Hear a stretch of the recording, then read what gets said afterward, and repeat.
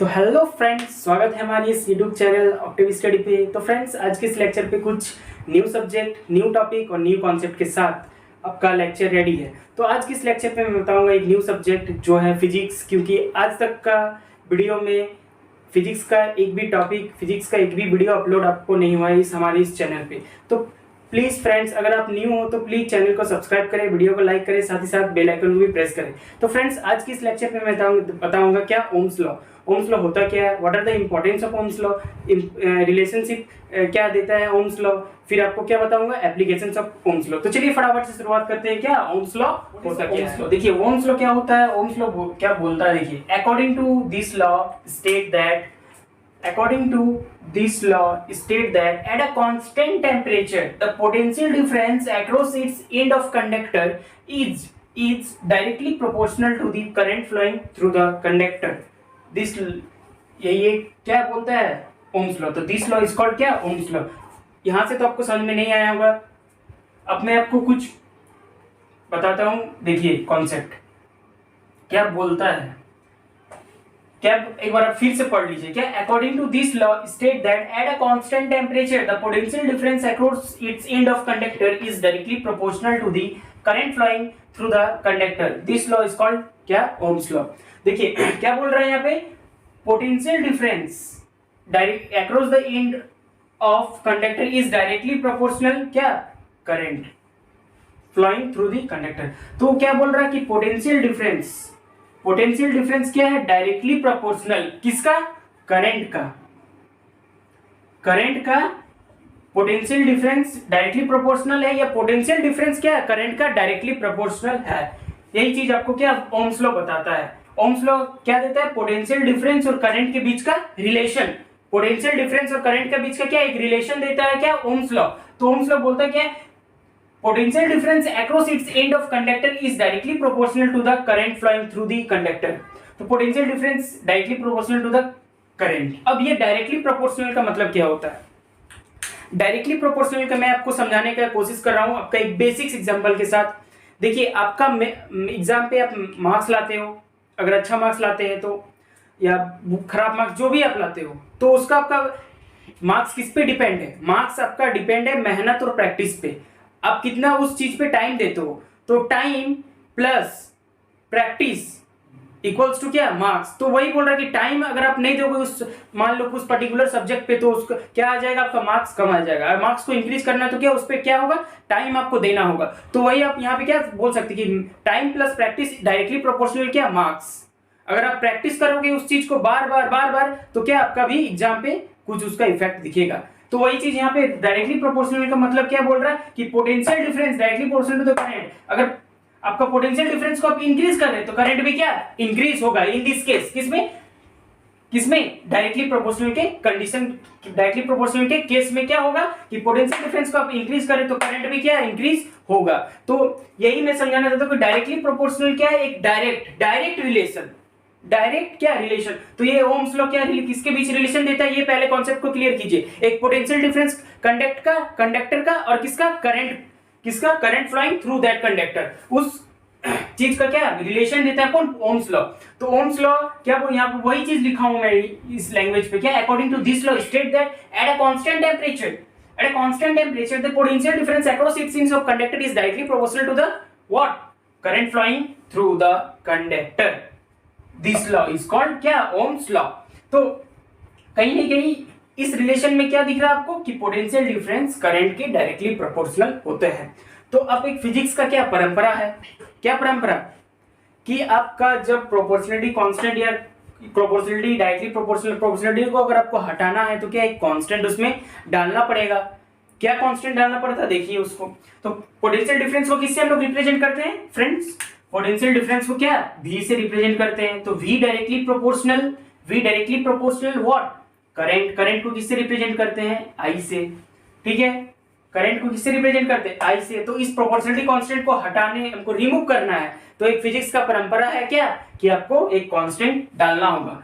तो V equals to IR।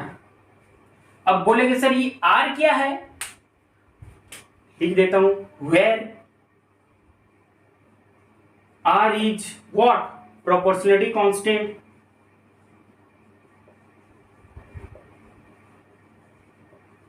Proportionality क्या constant called resistance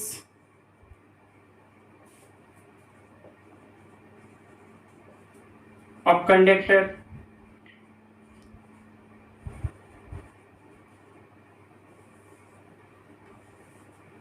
तो क्या है हमारा आर क्या है, आर एक प्रोपोर्शनलिटी कांस्टेंट है, कॉल्ड क्या बोला जाता है उसको, रेजिस्टेंस। क्या रेजिस्टेंस ऑफ कंडक्टर, कंडक्टर का क्या रेजिस्टेंस, या तो आप सिर्फ क्या रेजिस्टेंस बोलिए, सिर्फ क्या रेजिस्टेंस। तो इस आर का मतलब क्या है, रेजिस्टेंस। तो ओम्स लॉ देखिए, ओम्स लॉ होता क्या है, इसका रिलेशनशिप पहले आप अच्छी तरह से इस चीज को क्लियर कीजिए कि ओम्स लॉ एक रिलेशन देता है करंट और पोटेंशियल डिफरेंस के बीच, करंट और क्या पोटेंशियल डिफरेंस के बीच। अब क्या रिलेशन देता है, V directly proportional I, V directly proportional I।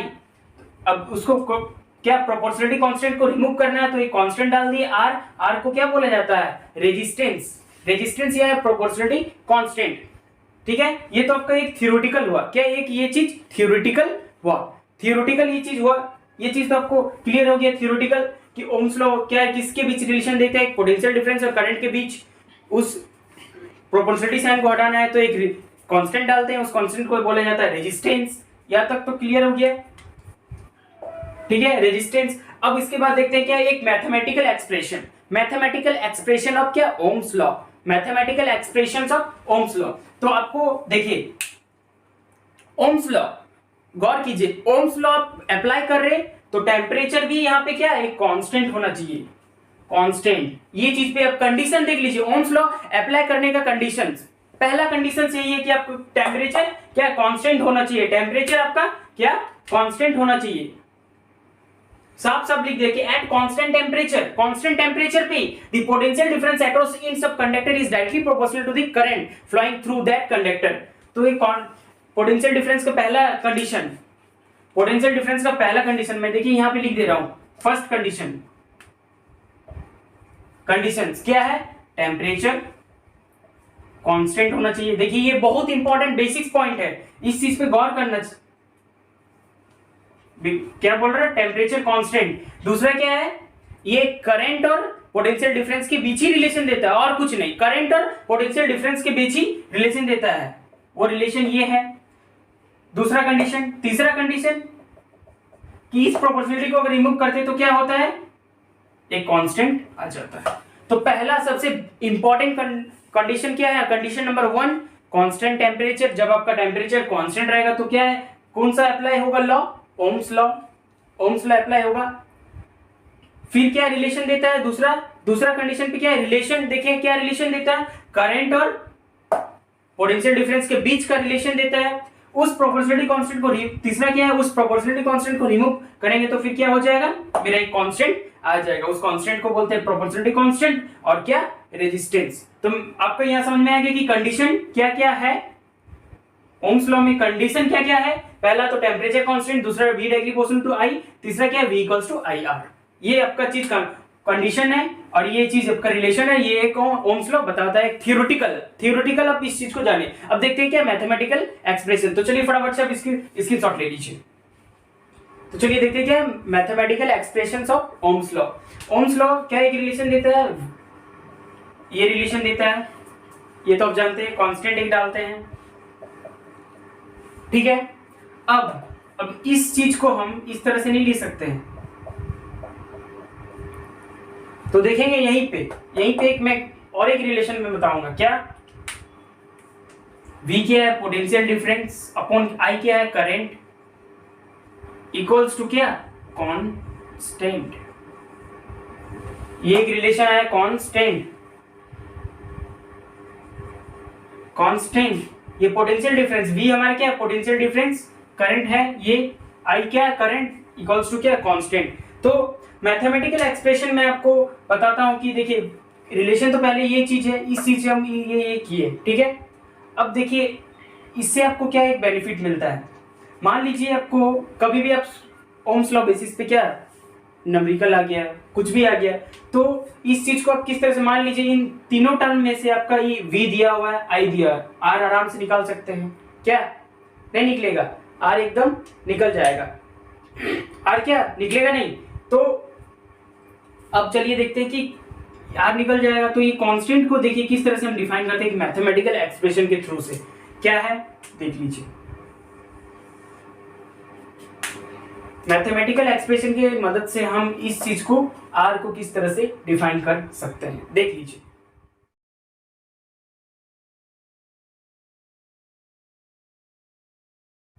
तो चलिए फ्रेंड देखते हैं क्या इस मैथमेटिकल एक्सप्रेशन की मदद से हम किस तरह से कांस्टेंट को डिफाइन किए। देखिए ये हमारा पोटेंशियल डिफरेंस है, ये करंट है, बराबर किसके इक्वल्स टू आ रहा है, कांस्टेंट के। तो देखिए इस चीज को हम किस तरह से डिफाइन किए, it is the ratio of potential difference across the ends of its conductor to the current flowing through the conductor. Such ratio are known as or called क्या, कांस्टेंट। और कांस्टेंट को क्या बोलते हैं, रेजिस्टेंस। उसी proportionality constant को क्या बोलते हैं, रेजिस्टेंस। दैट इज देखिए क्या कहने का मतलब क्या था कि R equals to V by क्या I, R equals to V by I, क्या R equals to V by. तो इस मैथमेटिकल एक्सप्रेशन मेरा ये था, ठीक है। इस मैथमेटिकल एक्सप्रेशन की मदद से हम क्या इस कांस्टेंट को क्या डिफाइन किए, क्या डिफाइन किए, it is the ratio of potential difference across the end of conductor to the current flowing through the conductor. Such ratio are known as क्या, कांस्टेंट। प्रोपोर्शनलिटी कांस्टेंट और कांस्टेंट उसको क्या बोला जाता है, रेजिस्टेंस, ठीक है।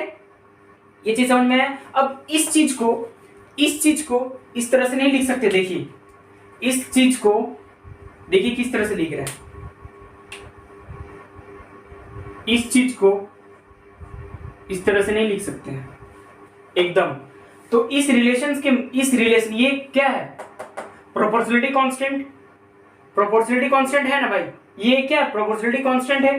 तो देखिए यहां से एक दो रिलेशंस को हम यहां से क्या निकालते हैं, दो रिलेशंस। देखिए फिर से ये एक इंपॉर्टेंट सबसे इंपॉर्टेंट कॉन्सेप्ट देख लीजिए। इस कंडीशन पे ये वाला कंडीशंस पे ये वाला कंडीशन से देखिए दो रिलेशन किस तरह से हम निकालते हैं। देखिए इसमें क्या हो रहा है कि I डायरेक्टली प्रोपोर्शनल भी, फिर क्या I inversely proportional to the resistance, नहीं हो रहा है। देखिए I directly proportional to V और I inversely proportional to the resistance. तो सर इसका मतलब क्या हुआ जी, इस चीज का मतलब क्या हुआ, इस चीज का मतलब क्या हुआ कि सर ये इससे भी आपका मैथमेटिकल एक्सप्रेशन से भी क्या प्रूव्ड हो गया है। देख लीजिए ओम्स लॉ क्या रिलेशन देता है, V डायरेक्टली प्रोपोर्शनल I या I डायरेक्टली प्रोपोर्शनल V। देखिए एक मैथमेटिकल डेफिनेशन से भी क्या प्रूव्ड हो गया, क्या ओम्स लॉ हुआ ना, देख लीजिए। और ओम्स लॉ क्या प्रूव्ड हो गया, मैथमेटिकल एक्सप्रेशंस के मदद से। ये चीज एक कांस्टेंट को मैं पकड़ा हूं, कांस्टेंट को डिफाइन किया, कांस्टेंट का रिलेशन को सिर्फ ओनली चेंजेस किया, बस देखिए हमको क्या ओम्स लॉ मिल गया। तो इस चीज का कहने का मतलब, अब इस चीज को आप गौर कीजिए, इस चीज को कहने का मतलब क्या बोल रहा है, जब आप पोटेंशियल डिफरेंस को इंक्रीज करोगे या current flowing through the conductor, अब करंट को अगर इंक्रीज करोगे तो आपका पोटेंशियल डिफरेंस भी क्या इंक्रीज होगा, क्या पोटेंशियल डिफरेंस भी इंक्रीज होगा। इस कंडीशन पे जब आप करंट को इंक्रीज करोगे तो रेजिस्टेंस क्या होगा, डिक्रीज होगा। करंट को आप इस देखिए इनवर्स हो रहा है, मतलब उसका अपोजिट इनवर्स इस चीज में डायरेक्टली है, पूरा डायरेक्टली। आप जितना मेहनत करोगे उतना आपका क्या मार्क्स आएगा एग्जाम पे। तो वही कंडीशन यहाँ पे भी है, आप जितना करंट उसमें पास करवाएंगे उसमें क्या पोटेंशियल डिफरेंस उतना ही होगा। आप मान लीजिए 1 एम्पेयर क्या करंट पास करवा रहे तो वोल्टेज भी क्या होगा, करंट पोटेंशियल डिफरेंस भी क्या सेम होगा। तो कहने का मतलब कि अब जितना I डायरेक्टली प्रोपोर्शनल V, इसका मतलब समझ में आ गया। अब I inversely proportional to the resistance. आप मान लीजिए करंट इधर इंक्रीज कर रहे हैं, रेजिस्टेंस क्या होगा, डिक्रीज। अगर आप रेजिस्टेंस को इंक्रीज कर रहे हैं, करंट क्या होगा, डिक्रीज। मान लीजिए इसमें करंट को डबल कर रहे हैं तो ये भी डबल होगा, ये इसमें करंट को डबल कर रहे हैं तो इसमें क्या होगा, हाफ होगा। ये चीज समझ में आ गया। तो